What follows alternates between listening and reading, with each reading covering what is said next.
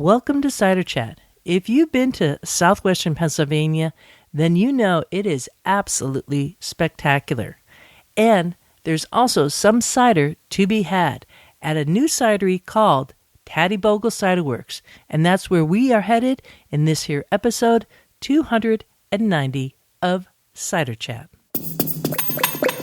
Hello, my name is Rhea Windcaller, and I am the producer and cider MC of this weekly podcast, where we speak with makers, cider enthusiasts, and folks within the cider trade from around the world. Hooray! We're going to be heading to that featured conversation with Curt Henry of Tattiebogle Ciderworks in just a moment, but first we have a wee bit of news from out and about in Ciderville. First up, we have an audio snapshot coming in from Barry Matterson of Kiltrider Cider in Germany.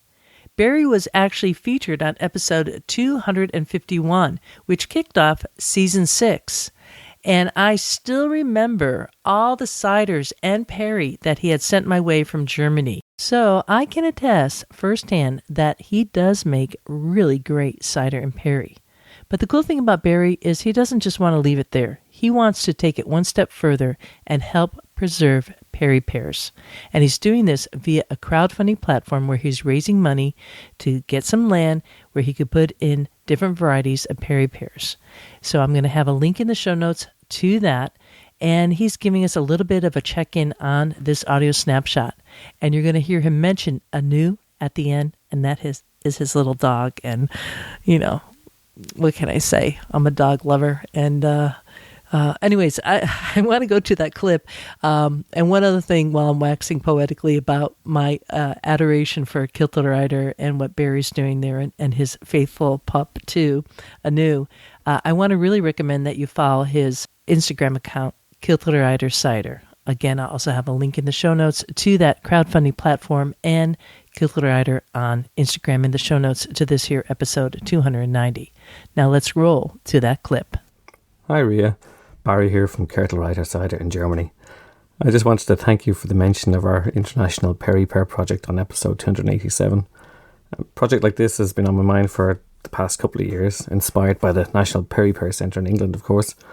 So when we finally got the opportunity to find a place to plant these rare and endangered pear trees, I thought we should really jump at that chance. I also thought it was probably okay to seek help from the community, and to be honest, the response so far has been really amazing. So we still have a way to go, so projects like this don't really happen overnight, but early next year we'll get a traditional meadow sown and about 48 rare trees planted to help conserve some of these old varieties from England, Austria, Switzerland, and of course Germany. But it's only a tiny drop in the ocean, and I'm already looking for a place to do a second phase, so let's see how that goes.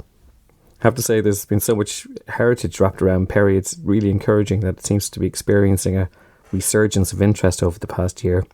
And with that interest, of course, the chances to conserve interesting historical varieties all over the world. Anu says hi, by the way.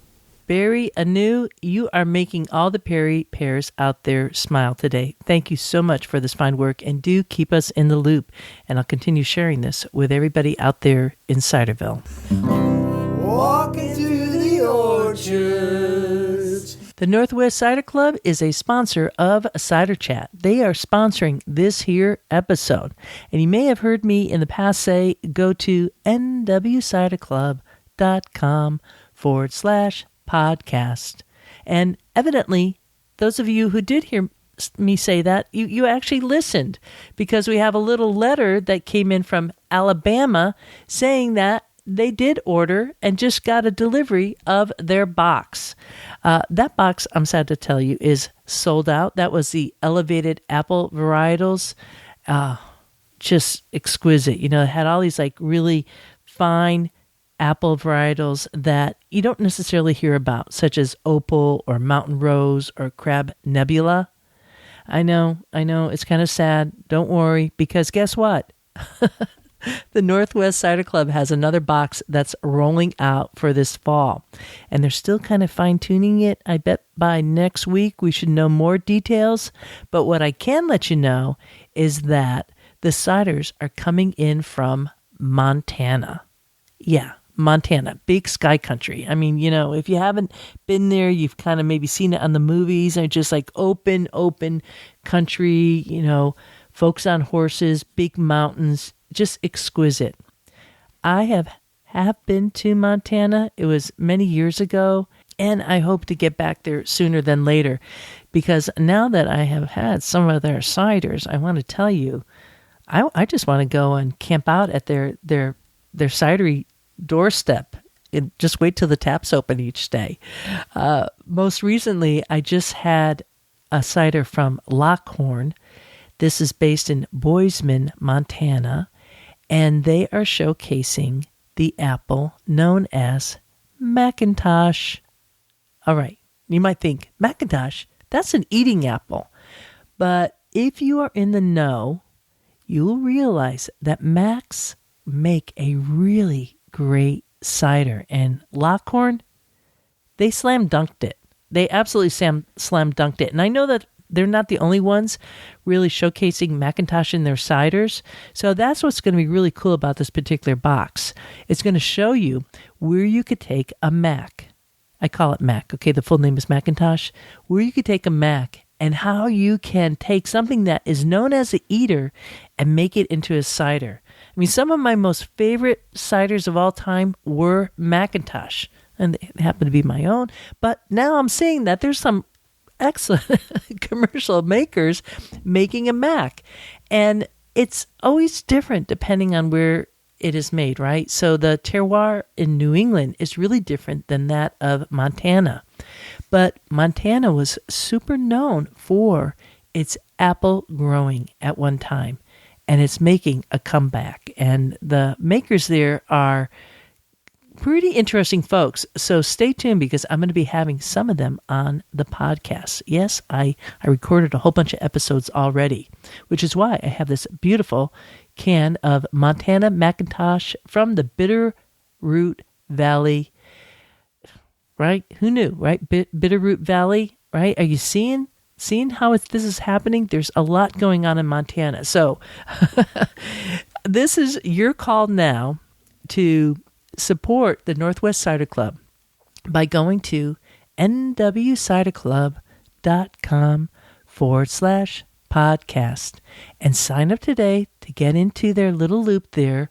Start following them on Instagram and Facebook, because they're going to be releasing this cider box, and I have a feeling it's going to be sold out again, and you don't want to miss out, because this is one region that it ain't going to necessarily come to your neighborhood. You're going to have to do an order to get it shipped to your door, and you're going to be thankful for it.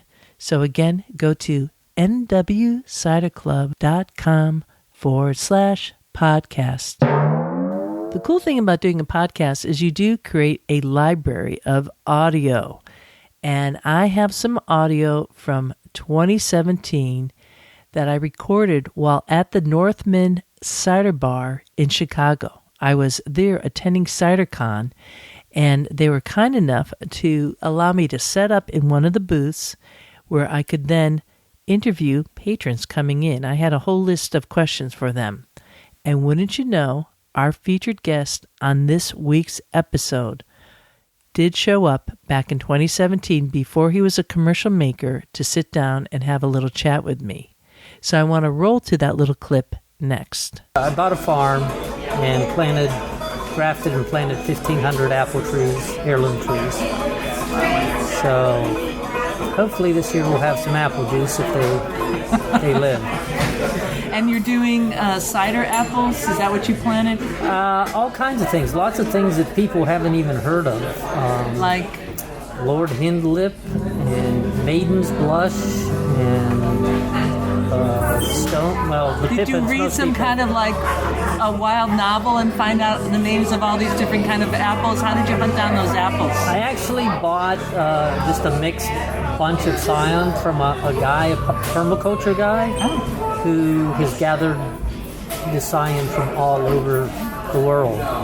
So there are some traditional cider apples, Kingston Black and Dabinet and Baldwin and things like that.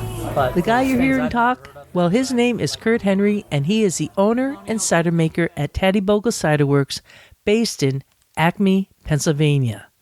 This summer, while on my cider field road trip through New York and Pennsylvania, I was able to go to Tattiebogle and have a sit down and talk with Curt.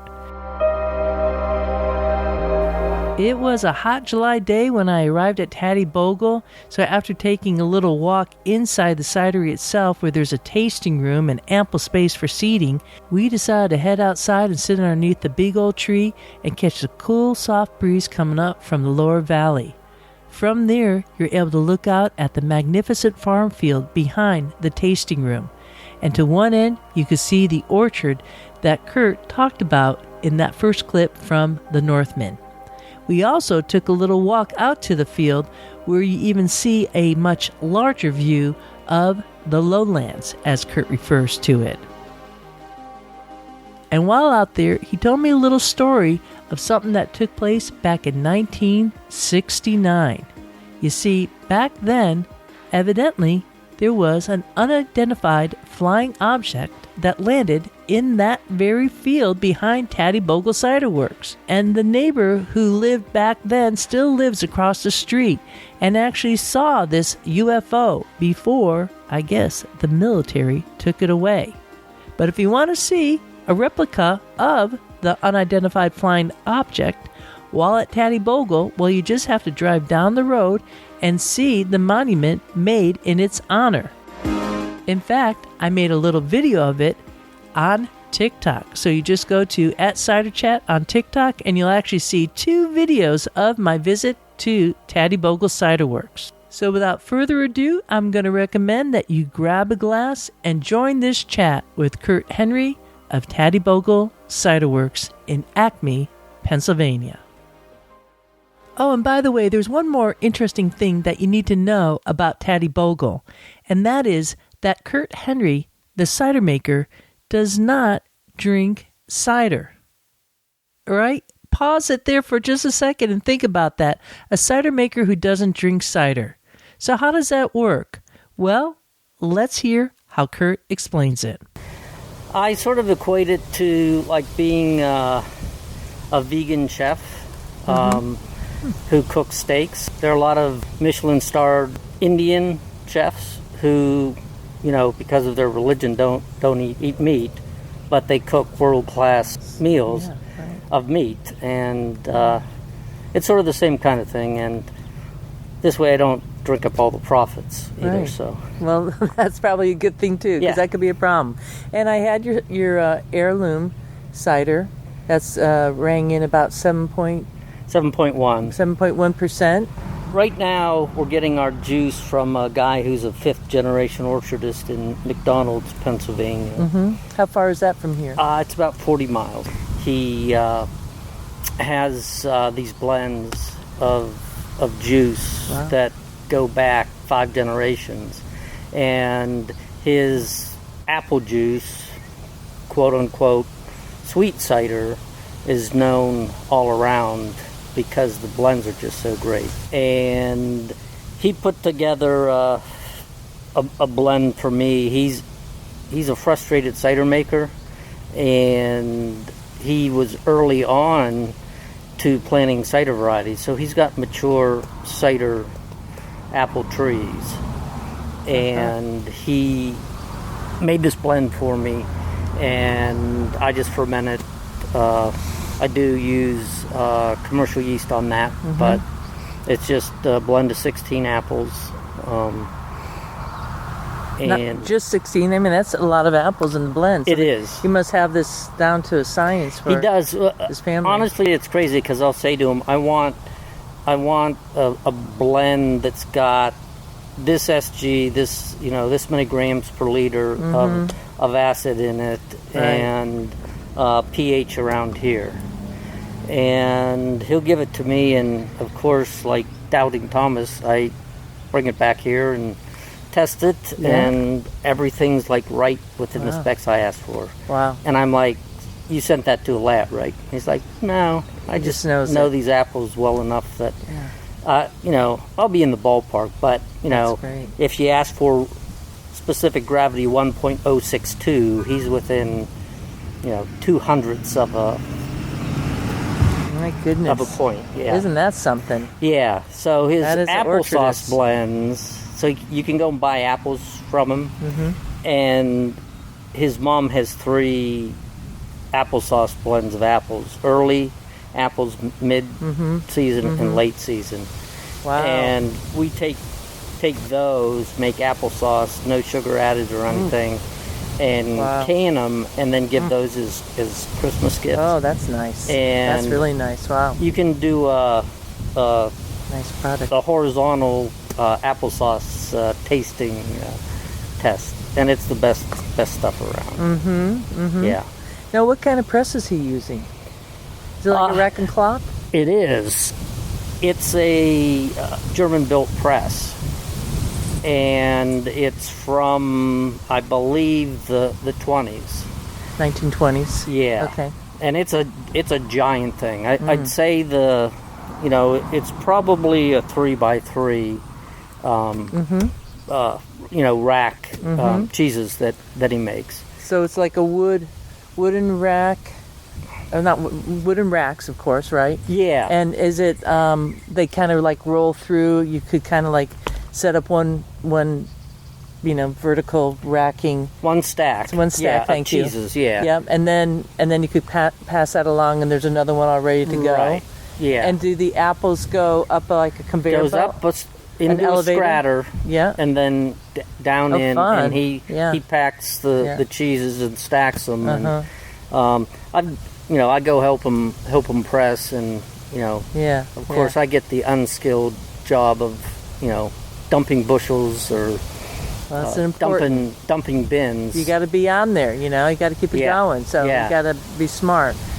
Most farms share equipment. You can't afford to have a piece of equipment that you use once or twice a year. Right. So most farms in an area, everyone knows each other, so they split up the expensive equipment. One person might have had the baler, one person might have had the cutter. Well, same thing with an apple press. You had a community apple press, and their farm was the community apple press. No kidding. For the area. So during the Second World War, because it was a German-made press, his grandfather would not press any cider those years because it was a German-made press, and we were in a war with Germany. Yeah. My goodness. So it was like no apples were pressed that year. no, like the year without the Santa Claus. It was the 4 years without the cider. For 4 years, they didn't press. Yeah, but as long as the United States was in war with Germany. war with Germany, they didn't. They didn't press apples. Yeah. That must have been kind of tough in an area where there's so many Germans. Yeah, I think so. I mean, a lot of Germans came to this area, especially Pittsburgh, because of the steel industry. And, I think to a certain extent it was the same as the Japanese during the Second World War. Everyone was looked at with scrutiny. Yeah. During that time. Hard. So. Yeah, kind of unfair. Yeah, absolutely. Wow. Well, there you go. Well, that's pretty amazing. And then they kicked it up after the war was won and haven't stopped since. And they're still using it. I mean, the thing is an absolute beast. It's so over-engineered, and it's just so powerful. It's unbelievable. And what is the name of that mill again? It's Brown's Orchard and Cidery. All right, little shout out to Brown's. So he's got a very English last name. Yeah.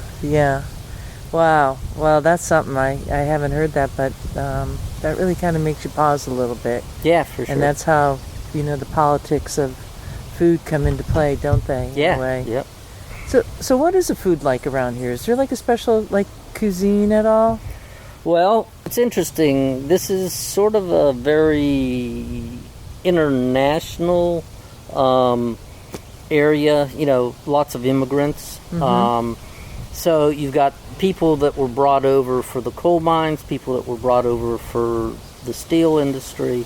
So, and then you have the original people from, England, the UK, that were colonists. So you've got a lot of English, Irish, Scottish, and then you've got lots of Middle Europeans, Germans, Hungarians, Polish that came to work in the mines. The Germans came for the steel mills. So Pittsburgh itself, every hill in Pittsburgh is named after a different nationality, and the ethnic groups kind of kept separate and all lived in their separate areas. So to this day, if you want to go eat, Polish food, you go to Polish Hill in Pittsburgh, and you've got Polish. You're getting that. Like none of the food's good for you, but it's absolutely awesome to eat. None of the food's good for you. That's hard to believe. Working in the fields all day long, not sitting behind the desk typing on a computer. Right, exactly. Yeah, So, a little bit different. Pierogies, halushkis, lupkas. Pierogies, latkes. Oh my goodness, I love the Germans, the sausages from the Germans and sauerkraut. Oh my God. Italians. Yeah. When we lived in LA, to get a good pizza or spaghetti, it was hard. non-existent. Yeah, right. Right. I'm not Italian, but you like your. I like my Italian food. Yeah, no doubt. Me too. And Pittsburgh, I consider as like a foodie city. It is now. It really is amazing. It's becoming a very bohemian city. Yeah. Very high in the craft beer beverage. Pennsylvania's #1 in craft beer sales. Now, Yingling, which is still considered a craft beer, certainly helps that along. The oldest brewery. Yeah. In the country. Yeah. But food-wise, so what happens is you've got all these hot-shot young chefs that come out of Culinary Institute of America, Cordon Bleu School. Right. Well, L.A., New York, Chicago, the rents are so high for restaurants.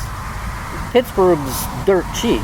Right. So they're coming to Pittsburgh now, starting their restaurants, making a name for themselves, and then expanding to the high rent districts. So Pittsburgh's really benefiting from the low cost of living in this area. Well, hopefully that'll stay and won't kick people out, because you don't want to lose a good thing coming your way. Because I've definitely seen the trajectory of Pittsburgh kind of growing over the past couple of years, and it's like, wow. It's a phoenix rising from the ashes of the steel industry. It's not often, it looks like a bad thing, but how many cities get to basically start over again and make themselves in the image they want to be? We're high-tech medical, food, and craft beverages. I mean, what more, low cost of housing, what more can you ask for in a place? Right. And the buildings have all cleaned up too, because I remember being in Pittsburgh and seeing those hells of fire, kind of like the steel mill, like major. When I was a little kid, I was. You used to have to change your shirt twice. Twice a day, really? If you wore a white shirt at lunchtime, you would go out to eat lunch or whatever. You'd come back to the office and change your shirt because of the dust, the fly ash and soot that would fall on you. People actually had to sweep off their windowsills because of you get 2 or 3 inches of fly ash if you were in the downwind of one of the mills. I didn't know that. Yeah. I have seen the buildings like Carnegie Mellon and whatnot kind of slowly cleaning up their buildings, because it was like not baked down there, but the soot was sticking, and now it's sort of like a smoker's lungs. The tar and nicotine eventually dissipate after it goes away, and nice and clean again. So. Yeah. Well, it is quite an area, and you're located about how far from Pittsburgh then? So if I were a crow and I could fly there, about 35 miles to downtown, but it's 45 minutes. 45 minutes, that's really doable. By road. So that's easy, For a weekend trip out here, that's fantastic.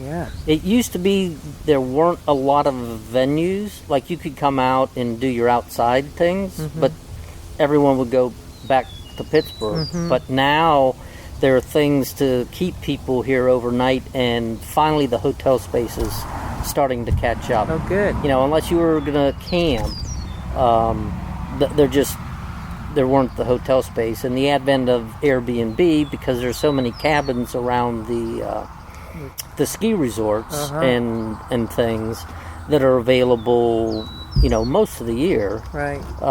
People can rent those out. So yeah, sweet, Curt. That's awesome. Yeah, so it's really an up and coming resort playground. Yeah, and area. here you are, like one of the new pioneers of the next generation of this region and setting it up. So you've been open since December, and we're in July, so that's about 6-7 months that you're looking at.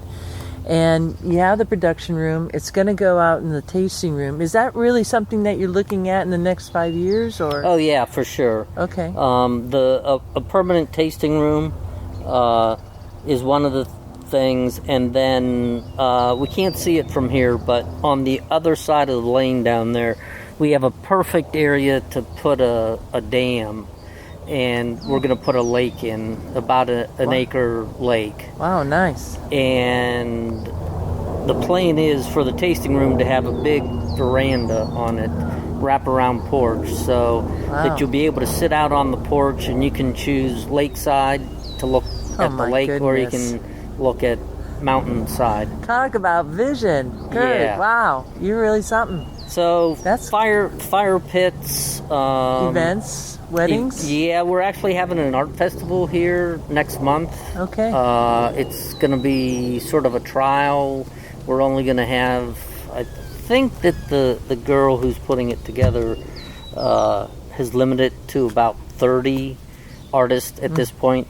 But as you can see across the street, you have the space. I've got 20 acres over there. All flat. This is what you would call a glen. So a glen is a flat spot in a on a mountainside. At least that's the definition of a Scottish glen. So that's about the flattest, and this straight piece of road's about the straightest piece of road in this area. So we could have a great arts festival over there. I'm thinking amateur jousting might be good. I love it. I want to come see that. We have our own Highlands games. What does amateur jousting look like? Do they actually get on horses and with a long... We'd probably do it with bicycles, mountain bicycles, bikes. Okay, wow. And something that would absorb the blow, so that I would hope so. We're not actually killing the participants or injuring people. Like Nerf thing. Sword or something. Yeah, I love it. That's a good sense of humor there. So I'd love to have a great big arts festival up here, because I think cider is the perfect... Well, let me tell you my story about craft beverages. So I look at craft beverages as a family. So out in left field here, you've got the crazy drunkle who shows up drunk for family weddings and reunions. Okay. And his name is Spirits. And if you hang around with him too long, you're going to get hurt. Then you've got the crazy hippie mother who's into herbs and new age music and Vikings, and her name is Mead. And then you have oldest sister. She's very prim and proper. She likes fine dining, opera, and classical music. Her name is Wine. Then you've got little brother who's just crazy, rock and roll and beer. And then you have middle sister Cider, who has to get along with all her crazy relatives. So she has to be able to put on a little black dress and go out to Michelin star restaurant with big sister Wine, and then go out for an evening of opera or classical music. Or she slips on a pair of jeans and a tank top, hops in little brother's pickup truck, heads to the lake, sits around the fire ring and hangs out. So I think that cider is the perfect thing to pair with food. It's much more approachable than wine. I think because adjuncts are not something that you find in wine, you need to know a lot more about wine to get food pairings right. And beer, I always feel, is sort of a forced. We're going to put this square peg into the round hole and make it work. Other than pizza and wings, I'll probably get all kinds of flack on that. But cider. But he's sticking to his story. I am. I'm sticking to my guns. Cider, you have the ability to either use adjuncts to balance or differentiate with food that you're eating. So, like a hot cider with pizza or chicken wings, that crisp malic acid acidity of the cider perfectly cuts through that rich fattiness of those foods and brings everything into the center where you want it to be. So I've done a number of dinners with chefs, and we've planned out 5-6 courses and had a cider for each of the courses. And you either choose to make it enhance the spices, or you do it to contrast the spicing. So I think of food, craft beverage, as just a different art. It's just a different medium.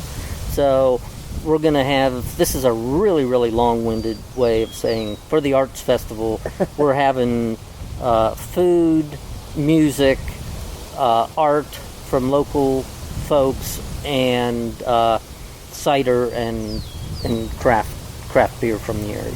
Great. And hopefully that'll grow into a really big, annual or semi-annual thing that people come from all around just to have a good time and enjoy all different kinds of art. That's great. I love that vision. If people come up to Tattiebogle, are they going to be meeting Curt Henry? Yeah, 99.99% of the time. So I have dragged my two brothers into this with me. I met so one. You met the youngest one, and the middle one, he's sort of like the silent partner. He's always lived here. We always make fun that he's our liaison to the indigenous people of the Highlands here. He's got a big beard and looks the part of a mountain man. But I also like to say we're sort of like the Mighty Morphin Power Rangers, in that when the three of us come together, we make one good person. So we complement each other's weaknesses really well and have all the bases covered. Well, that's great. Like, I hate doing the business and accounting stuff, so my youngest brother that you met's got an MBA, and so he could handle that. He handles all of that stuff. Fantastic. Middle brother can build anything, fix anything. So building the tasting room, rehabbing the barns here. He's instrumental in all those kind of things. So you do have a big old red barn there. We do. Is there plans to? And before we talk about the plans, is that a particular style of Pennsylvania barn? It is. So that's a bank barn. That's a bank. Okay. It is typical of the German architecture in the 1800s. That barn is from the 1850s. So they would build them into a hillside so that the front is one level and the back is 2 levels. So you would keep your animals down in the bottom layer, so there are mangers and stalls for animals down in the bottom, and then the top layer is where you would keep your hay and feed and equipment. Not a single nail in that big building. It's post and beam with wooden pegs holding everything together. Isn't that something? Yeah. What was the wood that they used? Probably pine, I would imagine. Maybe some poplar. I could get my dad or brother to give you a definitive answer, because they're both wood guys. Yeah, I would think poplar is pretty soft wood, and pine, like a hemlock, would be good. Yeah, so we have chestnut barns, old chestnut, which is just... So actually there is a lot of wormy chestnut on the first level of that barn. They've covered it with this ugly stuff called insul brick that we'll be pulling off. But it's a hand-laid, what do they call it? I don't know. You can't see the mortar in the foundation. Okay. And then it's got wormy chestnut on it. So we're going to restore that wormy chestnut section with this really cool Pennsylvania sandstone foundation and probably put a deck on the back of it. To, so the barn's going to be getting integrated into the cidery. Yeah. Our little equipment shed is what we've been working on. It's it's like 40 by 40, I guess. In the back lean-to there, we've built a pretty professional wood shop. I call it the Skunk Works because they make all the stuff that we need. Like, they designed and built the barn out of wormy chestnut that we found here that was from a tree on the farm that was cut by the previous owner, and he owned a sawmill and just rough cut it to 9/4 and threw it in the lean-to and just left it. And when we bought the property, we salvaged it, planed it down, joined it, and made the top of our bar out of it. I noticed that. That was really, really nice bar. So it came out really, really nicely. They did a great job. They built us a counter pressure bottler for bottling. We built our cold room in there, built the bathrooms and the utility closet. Did a lot of the work in the cidery ourselves. Yeah, well, that's one way to stay in business, right? Yeah. Working really hard. Yep. Now, folks, we're going to be coming up here.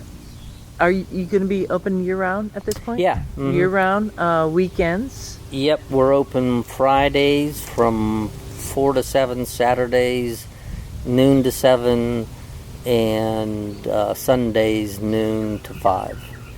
But we have what we call a quote-unquote soft close. We don't have to close at any particular time, according to the Pennsylvania Liquor Control Board, unless it's after 2 a.m. We do have to close by then. But we'll stay. If people are here having fun, enjoying themselves, we'll stick around until everyone's had past 2 a.m. Wow. Yeah, we haven't had to do that so far, but you never know. I think 9:30 is the latest that we've had anyone stay. But I mean, we do turn around the open sign. You do turn at 7. Oh, that makes sense. Yeah. Well, but we will have locals that know the rules, stop in, and I like just hang out with us for a little bit. So. That's great. The locals really keep the local economy going. They're the heartbeat of the community. Yep. That's wonderful. And once you start getting your event space kind of set up here in the new tasting room, is there a scheduled breaking the ground for that? We'll probably do it next spring. Wow. Winter around here, summer is so busy for construction people.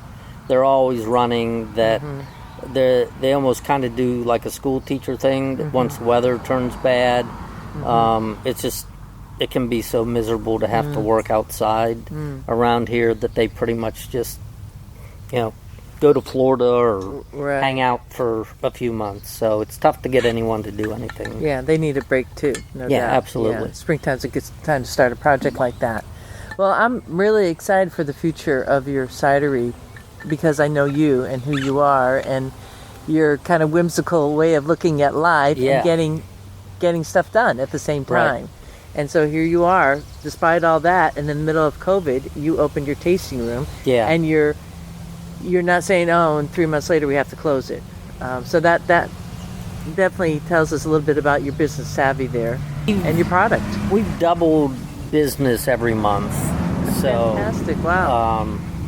So word's getting out. It is. It's tough. None of us have a marketing background, so I've kind of taken that over. So if you follow us on Facebook or Instagram, that is actually me an old guy, not an 18-year-old girl, which everyone is horrified when they meet me and realize it's me doing. You're doing a great job on your the social media. Instagram. You're doing a good job on it. So, I mean, all I can do, Rhea, is speak from the heart on it, and so it's not slick, it's not professional, it doesn't have professional it's personality pictures. It's me saying what I have to say about cider and what I'm excited about, and what we're doing, and I think that is something that sort of lacks in today's society.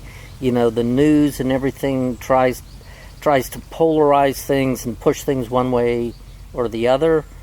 I don't want to do that. You are going to come here because you want to come here, and you want to have fun. This is sort of like a ski resort. You go to a ski resort, you don't see any unhappy faces. Even the guy with the broken leg sitting by the fire, sipping on a hot toddy, he doesn't care he broke his leg skiing. He's still having a good time. Right. And I don't want to be someplace where we're just a bartender that you come and sit across from and tell your problems to. We're getting a reputation as having a really fun environment. We try to learn the names of everyone that comes in here. Try to remember people.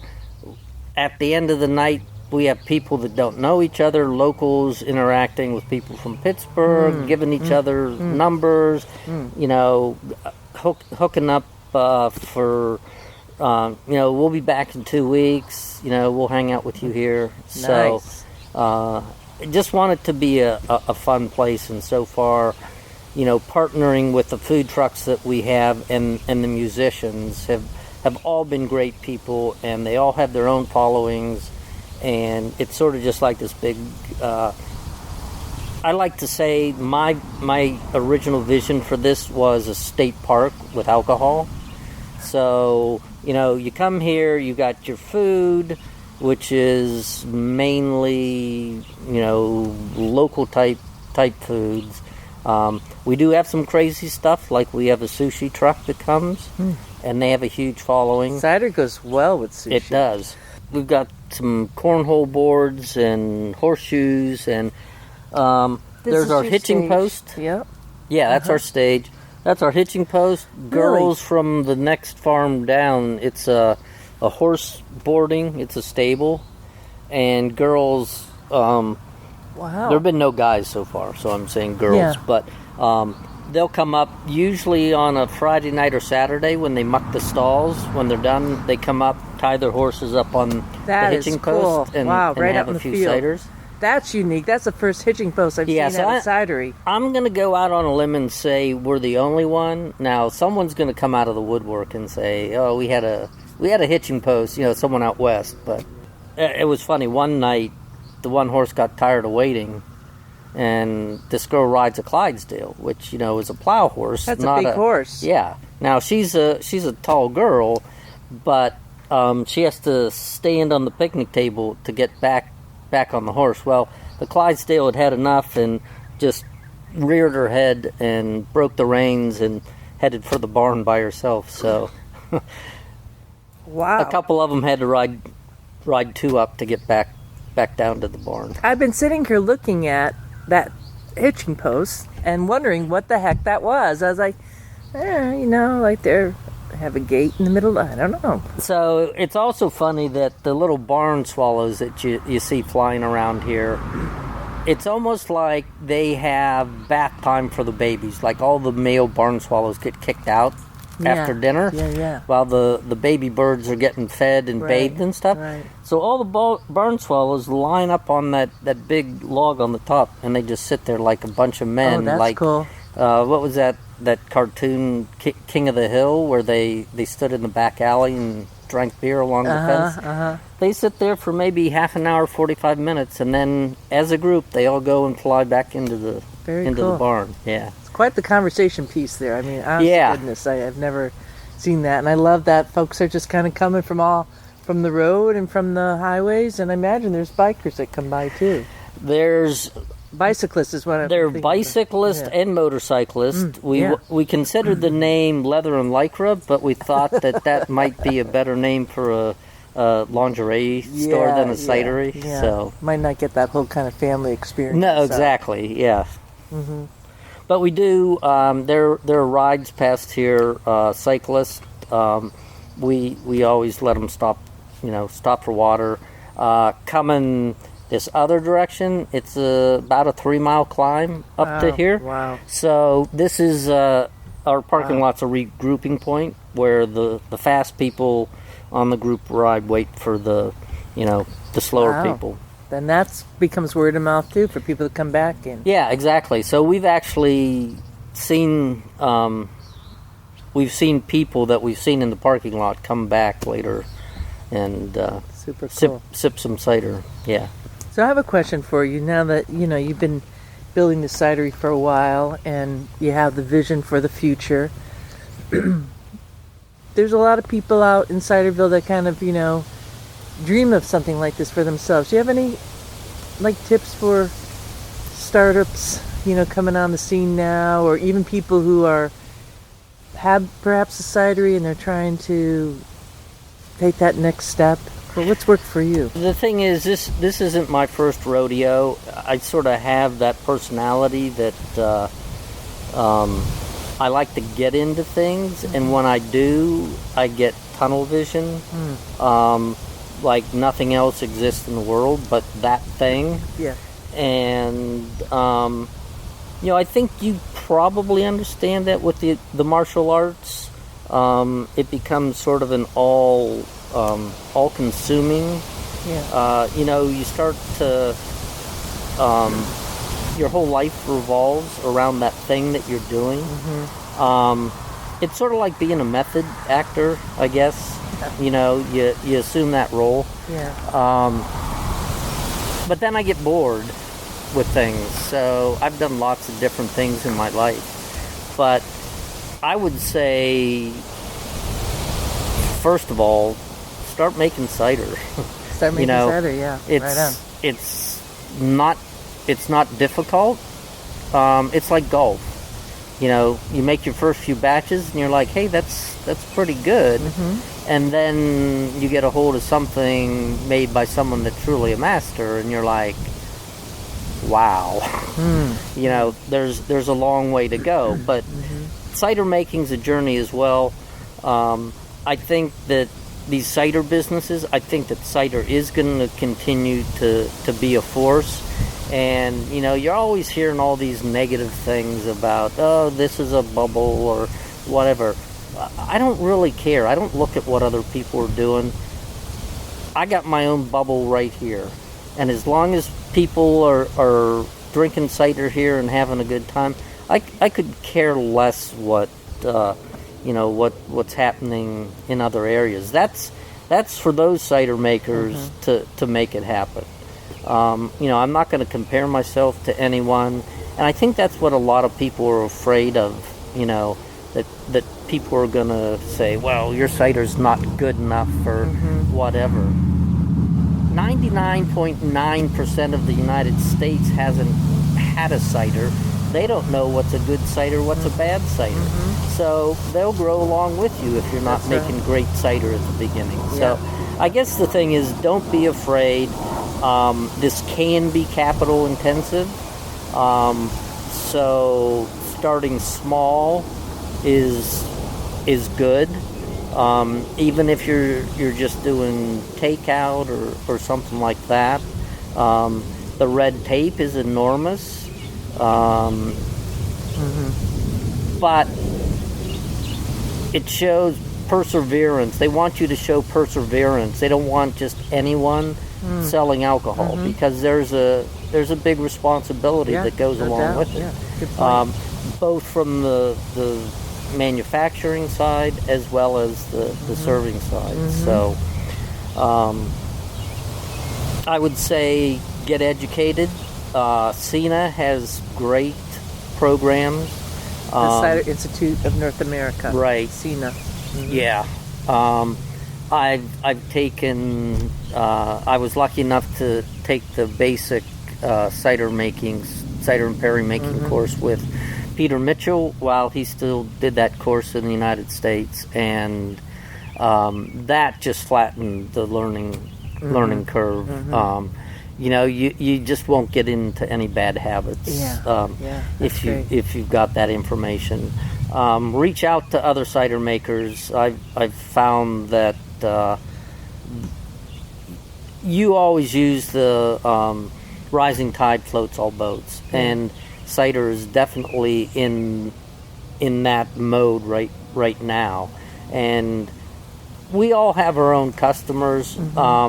Maybe somebody out there wants to be the king of U.S. cider. I personally don't know anyone like that. I think everyone's interested and more has a passion for it than looking at it as a pure business to make money. And most people will tell you anything. There's not a whole lot of proprietary information, and people will help you get started. I know that the group of us that went to class together have we made a Facebook group, and people would bounce things off each other. I'm thinking of this. Have you guys had experience with that, or why'd you decide to go this way? And I've always been a believer that the hive mind is much more powerful than a single mind, and everyone has different experiences, and you can learn from everyone.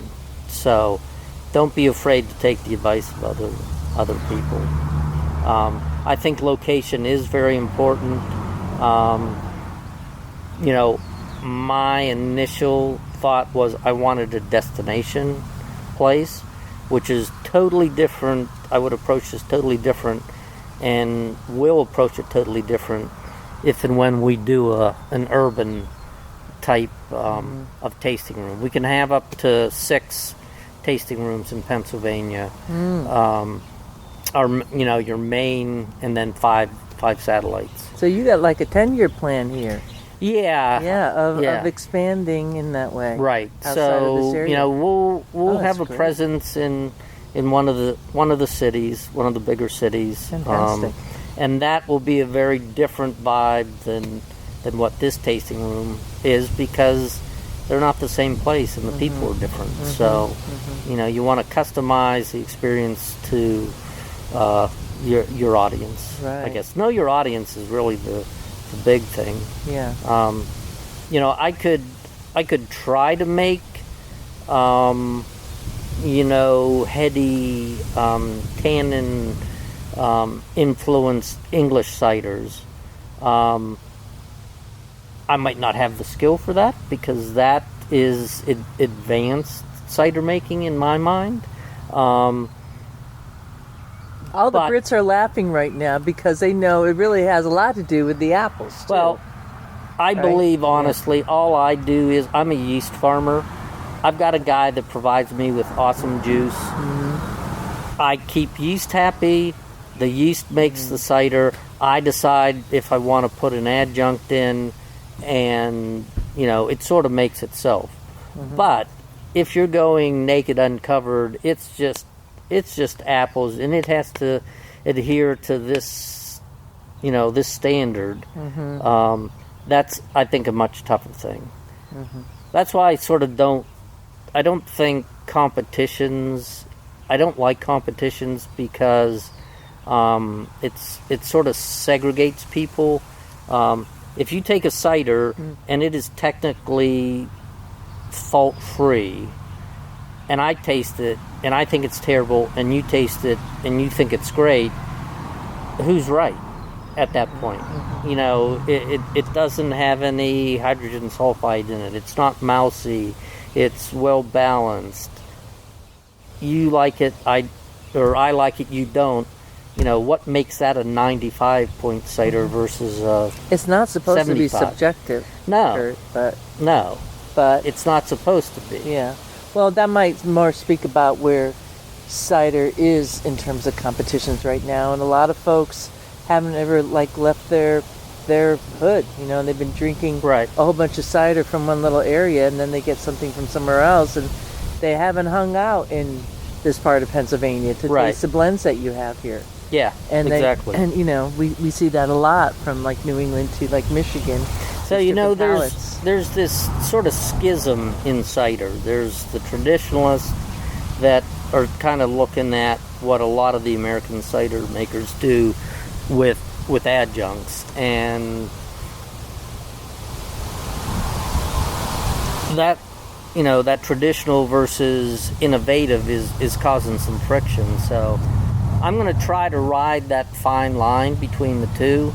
If you look up here at Little Arlington, I see. Yeah, you have all these like saplings. Yeah, They're little so like tubes or something. They're in those are tubes. tree tubes to protect them tubes. from the deer. indigenous deer here, Yes, yeah. which eat everything in sight.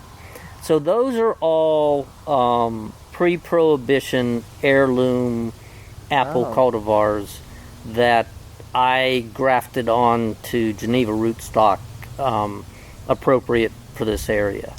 So that's going to be our traditional cider. Those will be simply blends of traditional cider apples, a lot of wild ferments, and that will be our estate line, which will do some still stuff, and that'll all be packaged in 750 ml bottles. Fantastic. The modern stuff will be packaged in 500 ml bottles to distinguish it between wine and beer, and there'll be green bottles to help distinguish that. Okay. So we're going to try to walk that fine line. You are already. You really are kind of walking that fine line just because of your attitude is part of that celebration Yeah. in that way. So you're there.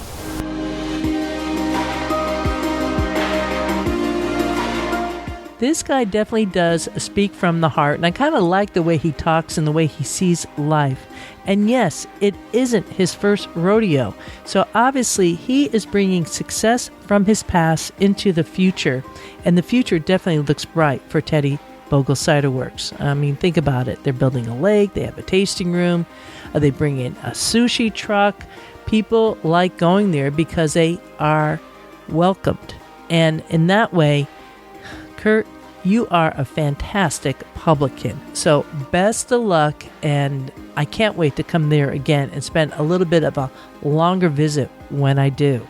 And don't forget to follow Tattiebogle Ciderworks on Instagram, because it's Curt Henry doing the work there on Instagram, and he's slamming it. I really enjoy his postings because he's super, super positive, and that is everything that the world needs right now. That and good cider. Well, Ciderville, before I head out of here, I have one more email to share with you, and this came in from Curt. Curt writes, I hope this finds you well in Ciderville. Today, my first shipment of the Northwest Cider Club arrived. And it seems like the perfect time to send you a hearty thanks for putting together such a great podcast.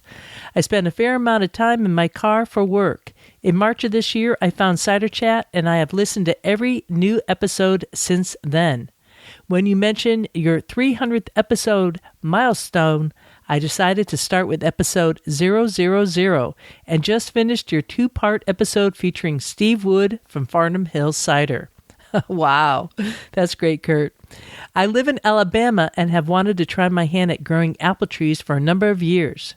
This may well be a fool's errand, but hey, nothing ventured, nothing gained.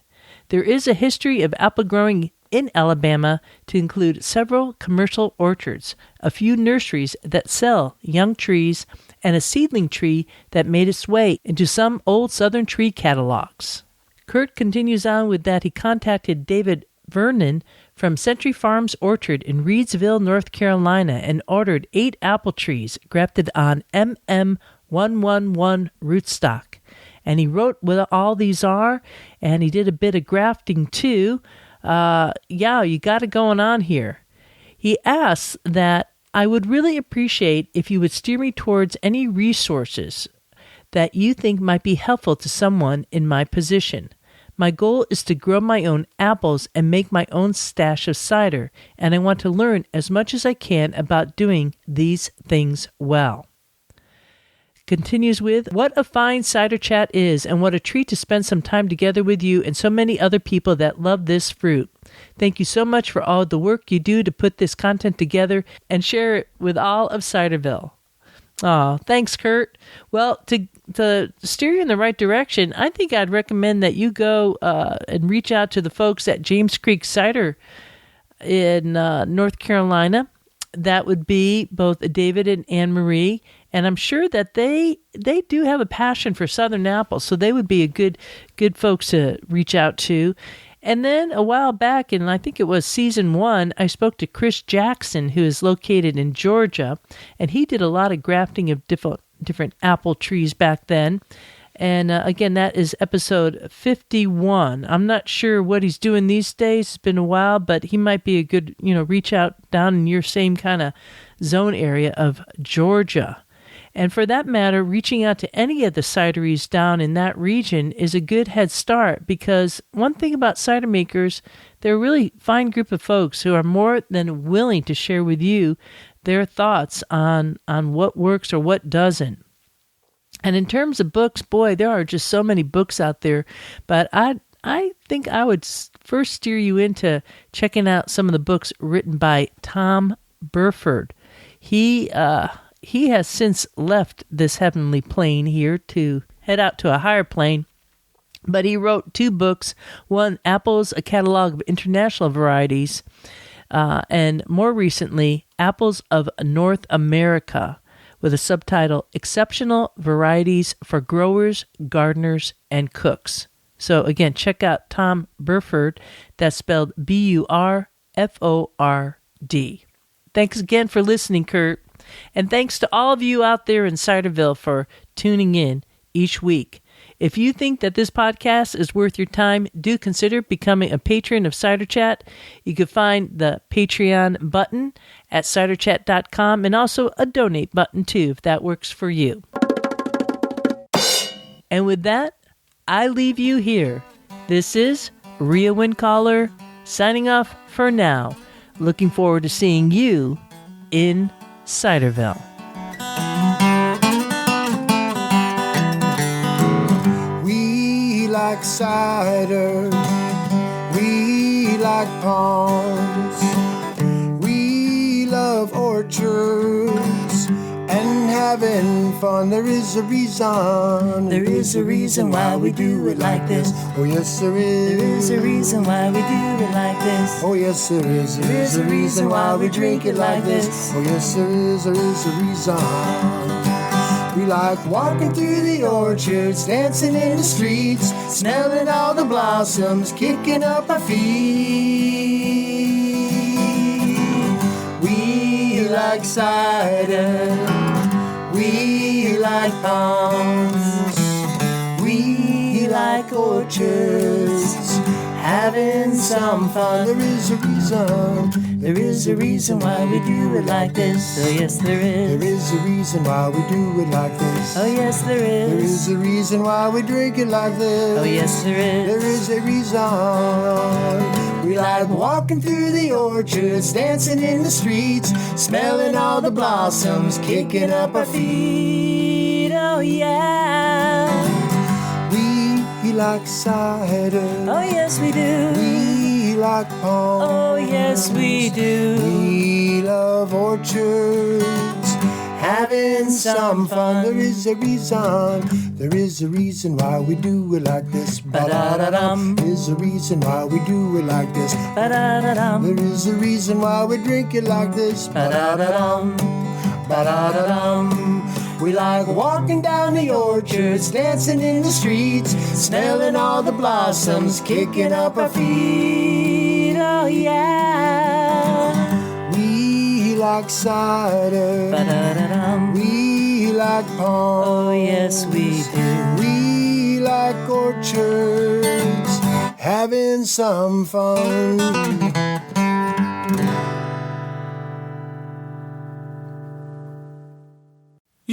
Yeehaw!